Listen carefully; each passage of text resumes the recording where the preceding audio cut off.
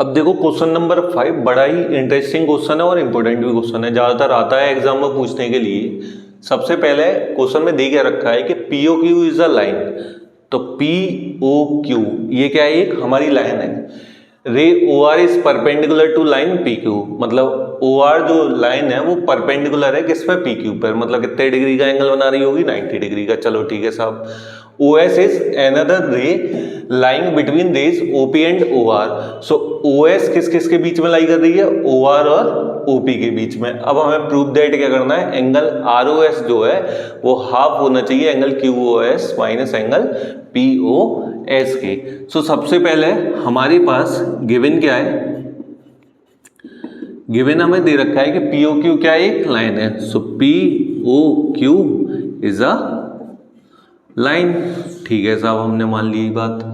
अब O R is perpendicular to P Q. So O R perpendicular किस पर है, पी क्यू पर। ठीक, इसका मतलब क्या हो जाएगा, एंगल आर ओ क्यू की जो वैल्यू है वो कितनी हो जाएगी हमारी, 90 डिग्री हो जाएगी। अब हमें प्रूफ दैट क्या करना है,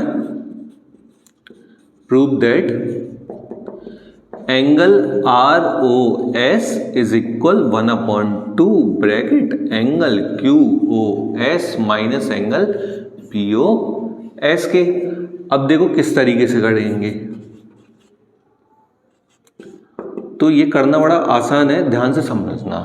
सबसे पहले हमें क्या दिखाई दे रहा है, एक स्ट्रेट लाइन दिखाई दे रही है। तो मैंने बताया मोस्टली क्वेश्चनों में लीनियर पेयर का यूज होना है। So by linear pair angle P O R और आर ओ क्यू, इन दोनों का सम कितना हो जाएगा, 180 डिग्री हो जाएगा। So by linear pair angle P O R plus angle R O Q, इन दोनों का जो सम है वो किसके इक्वल हो जाएगा, 180 डिग्री के। ठीक है साहब, हमने चलो बात मान ली।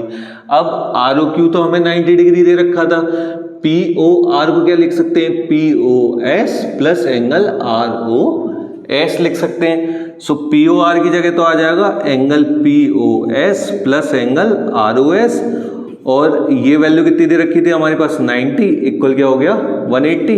अब प्लस का 90 इस साइड आके किसका हो जाएगा, माइनस का। So angle P O S plus angle R O S is equal हो जाएगा 180 माइनस 90, और 180 में से 90 सब्ट्रैक्ट करेंगे तो बताओ कितने आएंगे, ये आ जाएंगे हमारे 90 आ जाएगा। So P O S plus angle R O S is equal क्या आ गया हमारा, 90 डिग्री आ गया। इक्वेशन मान ली हमने नंबर 1।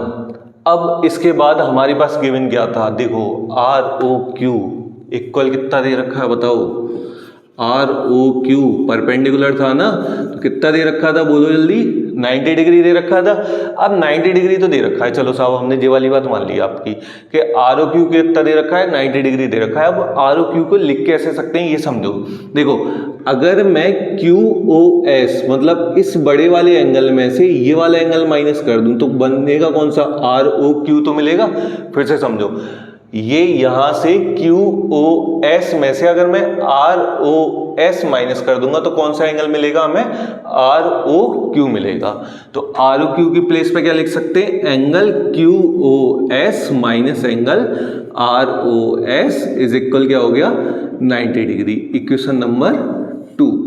अब देखो इक्वेशन फर्स्ट और सेकंड से मैंने क्या बताया था, अगर आर एच एस इक्वल होती है तो हम क्या इक्वल रख सकते हैं, एल एच एस इक्वल रख सकते हैं। ठीक है साहब, चलो ये वाली बात तो आपने अच्छी बताई। So by equation first and second तो क्या हो जाएगा, angle P O S plus angle R O S equal किसके हो जाएगा, angle Q O S minus angle R O S के। अब ये माइनस की वैल्यू इस साइड जाके किसकी हो जाएगी, प्लस की। So angle R O S plus angle R O S equal किसके हो जाएगा, एंगल क्यू ओ एस, और प्लस की वैल्यू इस साइड जाके किसकी होती है, माइनस की। So minus angle P O S. अब 1 और 1 कितने हो जाएंगे, 2। So twice of angle R O S equal किसके हो जाएगा, angle Q O S minus angle P O S के।